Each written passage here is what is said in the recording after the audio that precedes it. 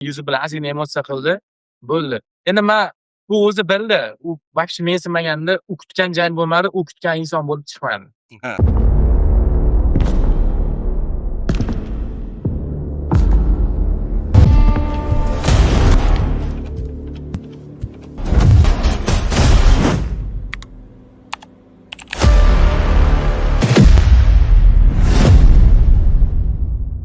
Assalomu alaykum. Yaxshilar, yaxshimisizlar, sog' salomatmisizlar? Cho'zib o'tirmaymiz.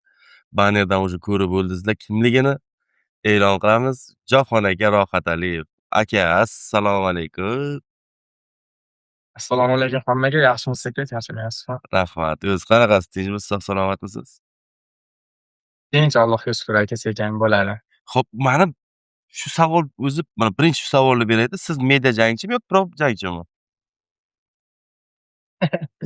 Endi bilasam bo'ladi. Workout sport turi orqali kirib kelganman jang qilishga. Shuning uchun kim qanaqa qilsa shunaqaman aka. Muxlislar media jangchisan desa media jangchiman, professionalmisan desa professionalman aka. Yo, o'zi hozir mediada jang qilyapsiz, to'g'ri? Media yo'nalishida jang qilyapsiz.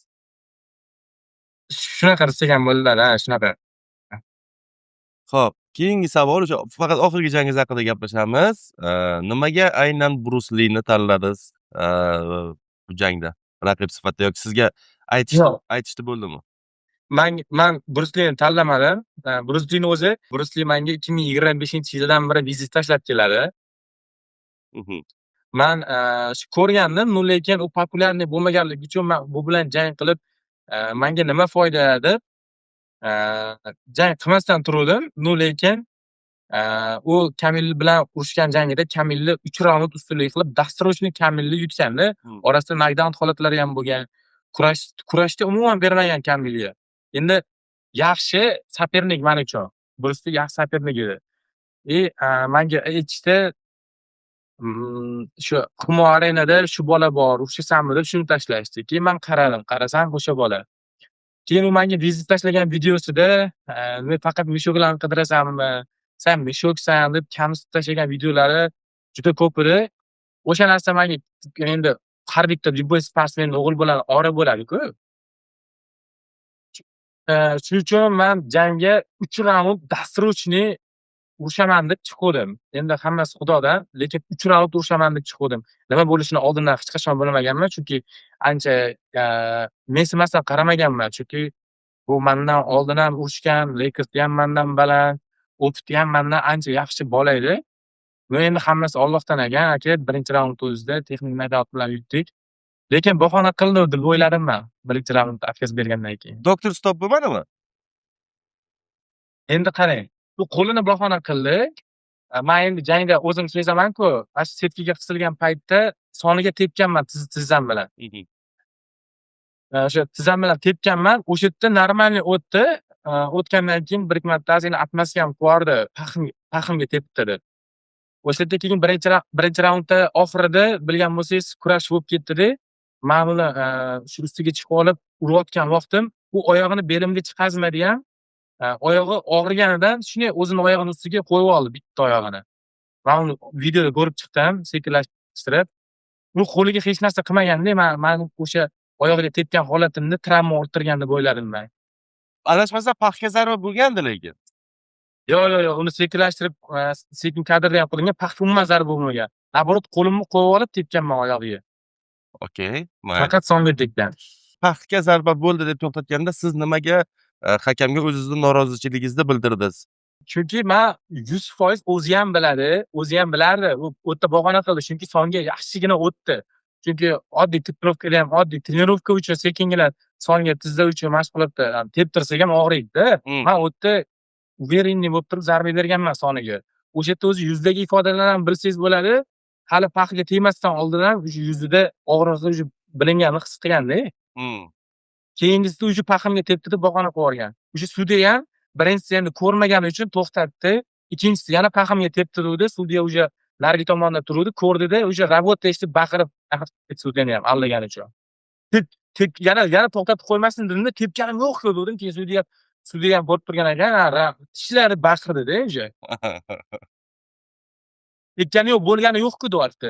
Men anaqa qilib turishadi-yu, nima deydi, sharhlab turishadiganlar ham уже aytdi. Уже bahonasi bir safar o'tmadi, unaqa-bunaqa sudya ham ishlayapti deb gapirdi. Ha. Hop, bunga sabab nima deb o'ylaysiz o'zi? Bunaqa bahona hisoblayotgan bo'lsangiz, nimaga ketma-ket bahonalarni qildi? Man aytyapman-ku, o'sha bitta tochkaga tushunyapsizmi? Bitta tochkaga 3 marta emas yoki 4 marta emas, ketma-ket zarba berib turaverganman. Chunki kurashga kirsam bilaman, sopernigim kurashchi partneri ancha yaxshi bola edi. Shuning uchun o'sha vaziyatni o'zim tomonga og'diray dedim-da, o'sha yerda o'zida balushni ushlab turaverdim-da. Balushni o'sha yerda ushlab turaverdim, bitta tochkaga tepaverdim. Nimaga? Chunki 3 raund urushaman deb o'ylaganman. Mana shu 3 raund bo'yicha 3-chi raundgacha bo'lsa ham misol kurashib o'tmaslik kerak-da. Man agar oyoq zo'r bo'lsa, misol charchab qolganimdan keyin по-любому kurash berib qo'yaman-da. Kurashdan hozir trenirovka qilganim ham yo'q edi. O'shanga plan bilan chiqdim-da golga o'zi. Birinchi raund oxirida nimaga o'sha qoqa berilib kimlardir raund oxirida dam oladi ko'proq ba'zilar misol. Siz aksincha zarobaga kirishib ketdingiz-da, ya'ni o'sha qoq bo'lib ketdi raund oxiri. Bunga sabab nima edi? Yoki qanaqadir alam bormidi? Endi man shu aytdim, ko'nglimga tekkan gaplari bor edi. Sen mushokalar bilan urushasan deb meni ham boshqa bayzlarga o'xshatvordi. U endi kamil yutib qo'yganim uchun meni bemalol smen uraman deb o'ylab katta gapirib tashlagan. Face to face kunimiz ham men senga jangni ko'rsataman, hammasi unaqa bunaqa degan. Face to face bilan tirjayib turaverganman yuziga qarab. Eng qizig'i, Octagon kommentariyaga bizni kartamizni chiqarganda kommentariyaga yozgan birinchi raund takedown submission deb yozib qo'ygan. Birinchi raund o'zida yutaman deganman. Keyin o'sha men o'yladim, demak men bu bilan agar shuncha rostdan shu narsaga kirishadigan bo'lsa, men 3 raund urushaman dedim. Boshidan risk qilmayman dedim. O'shaning uchun ham bilgan bo'lsangiz, qolgan janglarimdan hammasida boshida borganman. Bu jangda boshida bormadimda, ikkinchi nomer ham bo'lib ishladim, birinchi nomer ham bo'lib ishladim. Sabab kuchimni ketkazvormasdan 3 raundga saqlab qo'yishdi.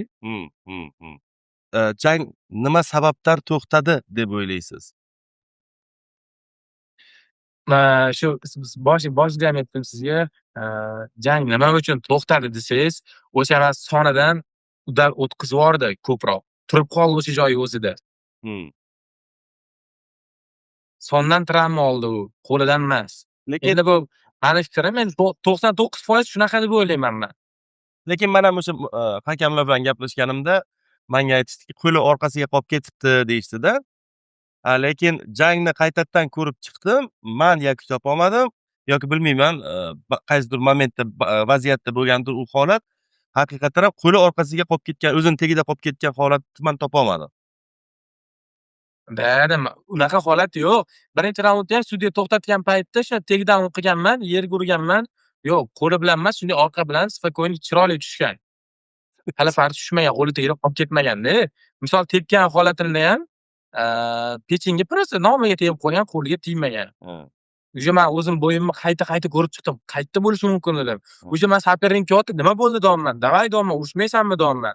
Trener ikkalamiz ikkita chekkaga olgandan keyin. Qo'lini ko'rsatib, ne, bo'ldi, travma deb bahona qo'yardi. Keyin, bo'ldi, men senga aytdim-ku dedim, hammasi Allohdan deb aytgandim-ku men senga dedim.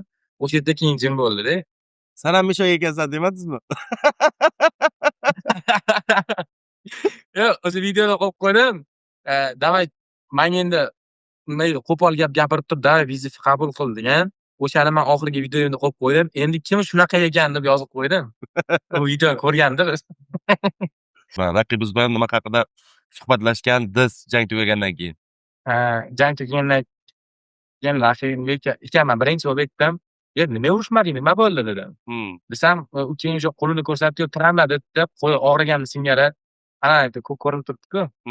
Keyin men aytdim, sen menga dedim, birinchi raundni yutmoqchi eding-ku dedim.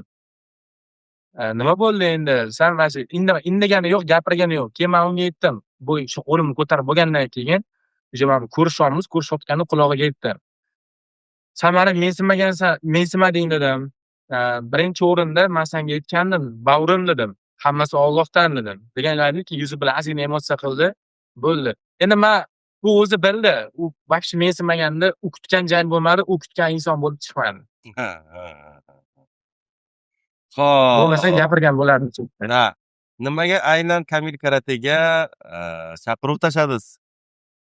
Endi qarang aka, nima uchun Sulton menga "Следующий kim?" deganda, man Kamil karate deb gapirmadim bilgan bo'lsangiz. Xalqqa qaradimda, "Kim mendan qochib yuribdi, xalqim baqirib aytinglar" dedim.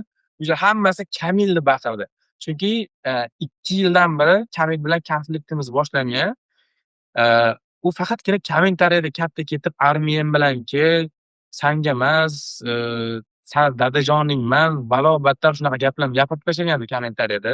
Buni xalq ko'rgandi. Lekin video qilmasdi. Nimaga? Agar video qilsa, tojikistonliklar ham o'sha man bilan urushishni qiziqib ketib, damak bo'lib ketishi mumkin edi. Bu shuni oldini olib turib, men uchun umuman video qo'ymagan. Lekin boshida Mejlikda ko'rishib qolganimizda video bo'lgan.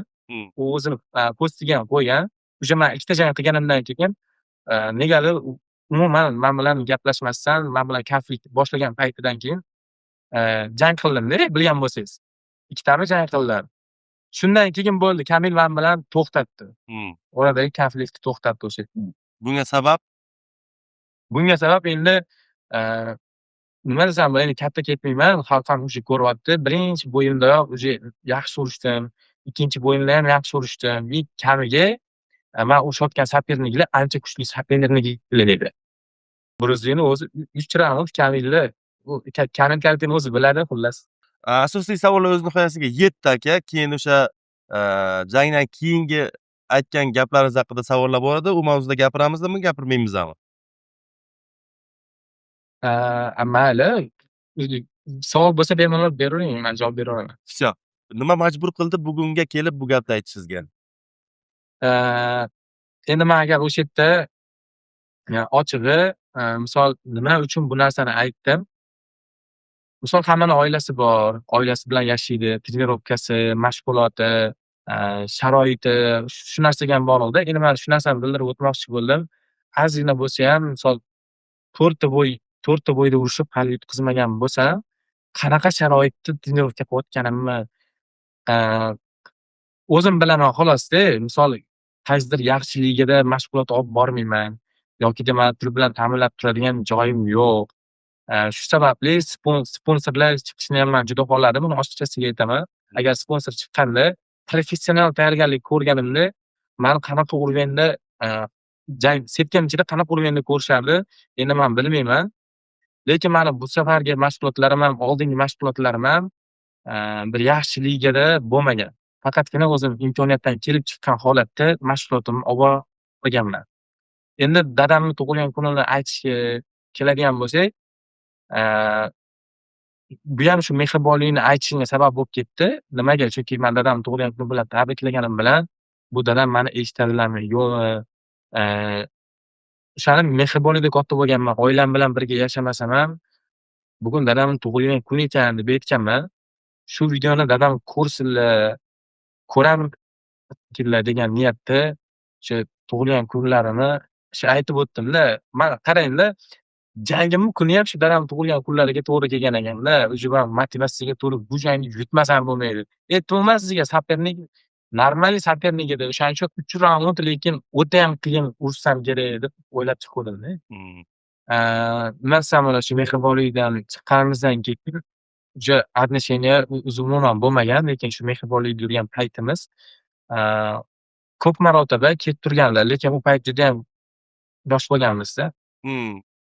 Xo'p, endi aka, hammaga o'ziz jangdan keyin minnatdorchiligingizni bildirdingiz, murabbiylaringizga va alohida Sultonga ham minnatdorchilik bildirdingiz. Nimaga o'sha Sultonga bo'lgan minnatdorchilik alohida ta'riflar ila bo'ldi? Men bilgan bo'lsangiz, birinchi jangimdan keyin mikrofon olib turib gapirmaganman. Ikkinchi jangimda ham gapirmaganman. Uchinchi jangimda ham gapirmaganman. O'sha 4-jangda ham bilgan bo'lsangiz, o'sha men chiqib ketayotgandim-man. O'sha ringdan chiqib ketib bo'ldim. Qarasam Sulton yo'q. Bu safar ham gapirmas ekanman. Mayli, dadamni ham telefonda ta'kidlab qo'yaman deb o'sha muxlislarga rahmat aytib chiqib ketayotgandim. Bir mahal orqamdan chaqirib qoldi. Shunday xursand bo'ldim-da. Ko'rdim, men ko'rdim. Keyin bordingiz.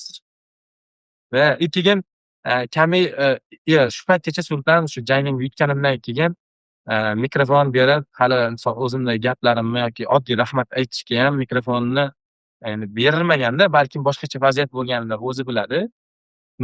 o'sha jangda mana shu mikrofon muhim edi. O'zingiz ham ko'rdingiz-ku gapirgan gaplarimni. Yaxshi, yaxshi, zo'r. Xo'p. Shunga xursand bo'ldim. Endi o'sha sponsorlar deyapsiz-ku, mana hozir qo'pol qilib aytadigan bo'lsak, moddiy tomonlama u darajada zo'r bo'lmasangiz agar, sponsorlar chiqqandan keyin kimdir sizga misol aytaylik, oyiga 2000, 3000 dollar qanaqadir pul kelishni boshlasa, 5000, 10 mingdan misol, hozirgi motivatsiyangiz tugab, naborot, aksincha minusga ketib qolmaydimi misol janglaringiz, mashg'ulotlar? Yo'q aka. Chunki men yoshligimdan misol shu mehribonlik yurgan paytda qornimiz to'q, odamlar kiyolmagan kiyimni kiyib, hali yemagan narsasini yeb, misol zo'r hayotni ham ko'rganmiz. O'ta qiyinchilikni, o'ta qiyin davrani ham boshimizdan o'tkazganmiz. O'shaning uchun menda kattaroq pul ko'rsam yoki kattaroq pul ishlashni boshlasam yoki mavqeim qanchalik ko'tarilib ketsa, o'zgarib qolmayman, Allohga shukr. Naborot, man o'sha pulni sharoitim zo'r bo'lgandan keyin ishoning, man hozirgi holatimni qanaqa bosayotgan bo'lsam, undan 10 barobar oshiq bilan bajaraman. Man chaqirdim-ku Kamilga, "Давай Sultan" dedim-ku. Chaqirganimda o'sha Kamil aytibdiki, "Men bu bilan jang qilmayman, jang qilolmayman" degan gapni gapiribdi. Yaxshi. Akajon, ishlaga omad, sog' salomat bo'ling. Rahmat, ketgan vaqtingizga rozi bo'ling. Xo'p, rahmat aka, katta aka.